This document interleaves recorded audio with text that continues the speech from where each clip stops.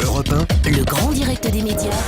Télé-délire. Jean-Marc Morandi. Le télédélire avec Hortense Diftin. Bonjour Hortense. Bonjour Jean-Marc, bonjour tout le monde. Bonjour. Alors comme ça vous êtes contente? Oh ouais, carrément. Vendredi, c'était la fin de Koh-Lanta, Jean-Marc, la revanche des héros. Et quand je dis héros, faut le dire vite. Alors ils étaient tous là sur le plateau de TF1, tous bien vivants. Et pendant 2 longues heures, on les a vus s'auto-congratuler, s'excuser, pleurnicher. Quand on sait qu'il y a encore une semaine, ils pouvaient pas se saquer. Enfin bref. Alors d'ailleurs, on a eu le droit à la grande scène du 2 entre Théora et Maud. Je t'ai insulté, toi et ta mère, mais je ne connais même pas ta mère. Oh, je ne t'en veux pas, j'aurais fait pareil à ta place. C'était beau. C'était Moussa, hein, c'était pas Oui, c'est Théora, ça. mais c'est pas grave. Ah, c'est pas grave. Bon, alors, on a aussi appris, c'est la fin, c'est bon. On a aussi appris pendant l'émission que les candidats s'étaient entraînés pour participer à la revanche des héros. Franchement, s'entraîner pour participer à une télé-réalité, il faut vraiment avoir rien d'autre à faire.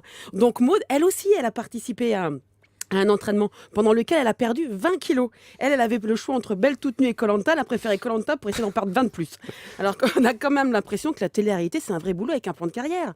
Enfin, on en connaît qui ont commencé dans la piscine du Love Story en 2001 et qui, 11 ans, un bouquin et 30 kilos plus tard, finissent leur carrière en nous faisant peur dans Les Anges de la télé-réalité sur Énergie 12.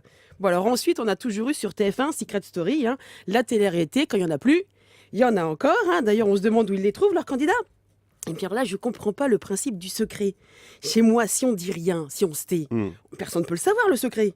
Et à moins de s'appeler le mentaliste, on se réveille pas un matin en disant Isabella, je crois que ton papy est samouraï.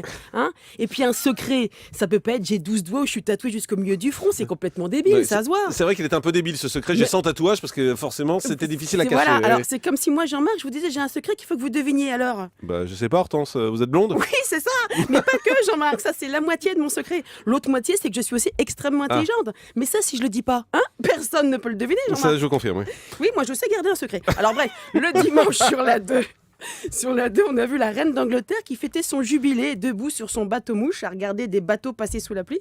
Sympa comme fête. Alors je suis passée sur la 3, le tournoi de Roland-Garros. 29 Français au départ, 2 seulement à l'heure où je vous parle. Normal, ne changez rien. Et alors toujours dans la série des Français qui font des étincelles en sport, nous avons aussi Jean Alési qui participait ce week-end aux 500 miles d'Indianapolis. Alors lui, c'était du jamais vu. Lui, ils ont dû arrêter la course pour le faire sortir. Trop lent le garçon. Pour vous dire, la balle de Tsonga était plus rapide que la voiture d'Alési. Bon et ce soir alors? Nous avons 3 toqués pour un coup fin sur TF1 ou alors la croisière s'amuse sur la 3 avec des chanteurs de l'âge tendre qui ont beaucoup, mais beaucoup mûri. Merci beaucoup Hortense.